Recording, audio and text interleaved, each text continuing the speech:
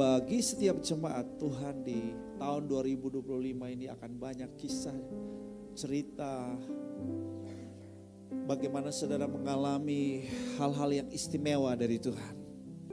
Saya ajak saudara kita baca Mazmur 23 ayat 6. Saya mau saudara baca dengan keras, baca dengan penuh iman, sampai terjadi lompatan dalam rohmu. Ya, siap? 2, 3. Kebajikan dan kemurahan belaka akan mengikuti aku seumur hidupku, dan aku akan diam dalam rumah Tuhan sepanjang masa. Udah bagus, kita mau buat lebih bagus lagi, lebih menggelegar. 2, 3. Kebajikan dan kemurahan belaka akan mengikuti aku seumur hidupku, dan aku akan diam dalam rumah Tuhan sepanjang masa. Haleluya, puji Tuhan. Silakan duduk. Saudaraku yang kekasih, saya mau saudara responi setiap perkataan ini. Saudaraku, bukan sekedar khotbah, tapi perkataan Tuhan atas hidupmu, saudara. Tuhan adalah gembalaku yang baik, saudaraku. Ya, kita mau alami, saudaraku, terus favor of God dari Sang Gembala, saudaraku. Di ayatnya yang pertama dikatakan Tuhan adalah gembalaku, akan kekurangan aku. Ketika favor of God datang dalam hidup kita, maka selalu ada penyediaan Tuhan. Kekurangan bisa saja terjadi, tapi pas kurang pas ada. Tuhan selalu cukupkan. Ya, Paulus berkata, aku tahu apa itu kekurangan, aku tahu apa itu kelimpahan. Ada masa di mana kita kurang karena kita kurang mengatur dengan baik, dengan hikmat, dengan bijaksana. Ya, kita kurang mengatur dengan hikmat, ya, kecerdasan sehingga kurang. Ya, tapi ada kekurangan yang di luar kontrol kita, saudara-saudara. Percayalah, selalu ada penyediaan Tuhan. Inilah favor of God buat kita. Katakan, aku tak berkekurangan. Favor of God dari Sang Gembala, Ia membaringkan aku di padang yang berumput hijau. Katakan, so fresh. Seger banget ya kan, bayangkan rumput hijau, saudaraku. Inilah favor of God buat kita. Ia membimbing aku ke air yang tenang. Wow, bayangkan air yang tenang, Ia menyegarkan jiwaku. Favor of God memulihkan jiwaku. Dalam bahasa Inggris dikatakan He restore my soul. Ya, ada kesegaran, kegairahan, kekuatan yang baru, ketenangan, peaceful of mind, ya kan, dalam diri kita, saudaraku, karena favor of God dari Sang Gembala, saudaraku. Terus harapkan favor of God. Kalau hari-hari ini jiwamu gundah gulana, jiwamu risau, gelisah, cemas, saudaraku yang kekasih, ayo harapkan favor of God dari Sang Gembala. Harapkan perlakuan khusus istimewa, kemurahan hati Tuhan bagi saudara yang menyegarkan jiwamu. Ia menuntun kita aku di jalan yang benar oleh karena namanya. Favor of God membuat kita ada di jalurnya Tuhan. Terus ada di jalannya Tuhan, saudara. Ya, favor of God menyertai kita dalam lembah kekelaman, dalam berbagai kondisi keadaan yang menakutkan, yang mencekam, yang menyeramkan. Di situ ada Tuhan tetap menyertai kita. Di tengah kegelapan yang membuat kita begitu takut, begitu menyeramkan buat kita. Tapi Tuhan hadir di tengah kegelapan itu juga. Tuhan menyertai kita. Itulah favor of God. Tuhan menghibur kita. Itu favor of God. Ayat yang kelima. Engkau menyediakan hidangan bagiku di hadapan lawanku. Ini adalah, saudaraku, sebuah kondisi yang menyenangkan, bahwa saat ada musuh, di situ ada pesta. Paham ya Bapak Ibu?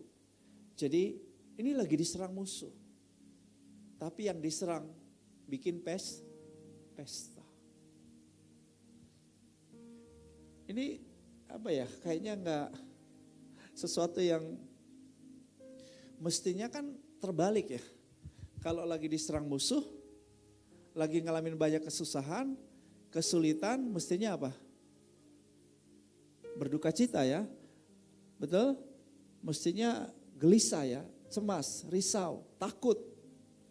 Tapi ini justru dikatakan bahwa ini seperti sebuah pesta. Ketika saudaraku menghadapi perlawanan dan penyerangan, saudaraku, Tuhan dikatakan menyediakan. Menyediakan apa, saudaraku? Sumber-sumber yang kita perlukan saat menghadapi berbagai macam perlawanan, menghadapi berbagai macam serangan, menghadapi berbagai macam tantangan, ancaman, gangguan, apapun dalam hidup ini. Selalu ada jalan keluar. Selalu ada solusinya, amin. Selalu ada, saudaraku, logistik yang tersedia. Selalu ada amunisinya, ya.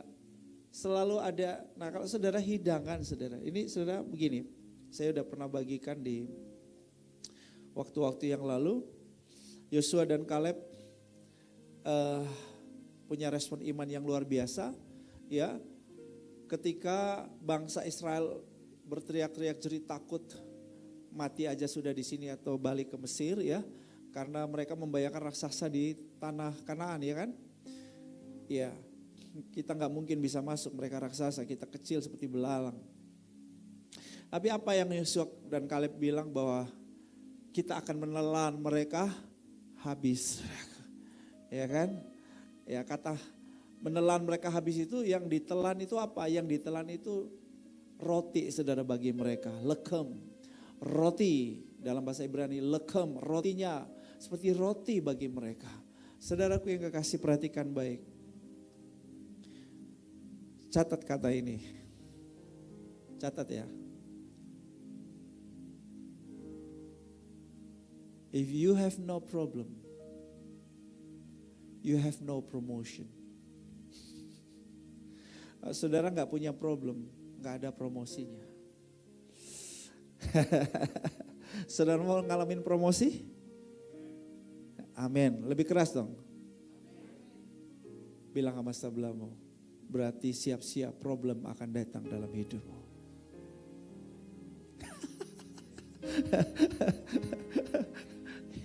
Ya kita nggak mau, saudaraku, yang namanya problem kan. Jujur begitu. Kita mau semua kan no problem. Tapi justru no problem, no promotion, saudaraku. Saudara-saudara, puji Tuhan bahwa ketika ada problem-problem dalam hidup, kita selalu melihat ada hidangan dari Tuhan di hadapan kita. Haleluya. Kita selalu melihat kok Tuhan tolong kita dengan cara Tuhan yang istimewa, yang luar biasa. Inilah favor of God. Engkau mengurapi kepalaku dengan minyak, pialaku penuh melimpah. Berapa banyak saudara yang pingin terus alami favor of God dan terus bertambah-tambah dalam favor of God. Jadi tiap minggu, saudara, tiap bulan, tiap tahun terus ngalamin apa? Favor of God. Terus bertambah-tambah favor, bukan kurang, tapi bertambah. Favor of God tidak terjadi tiba-tiba hanya bagi seseorang kalau nggak ada faktornya. Nggak ada yang menyebabkan gitu ya. Perhatikan, kalau kasih karunia keselamatan itu bukan bagian kita lah. Kita nggak ikutan di situ, saudaraku. Faktornya bukan kita. Itu semata-mata kasih karunia, semata-mata dari Dia gitu. Tapi kalau udah bicara God's favor, saudara jadi favoritnya Tuhan, kesukaannya Tuhan. Itu faktor kita ada di situ, betul tidak?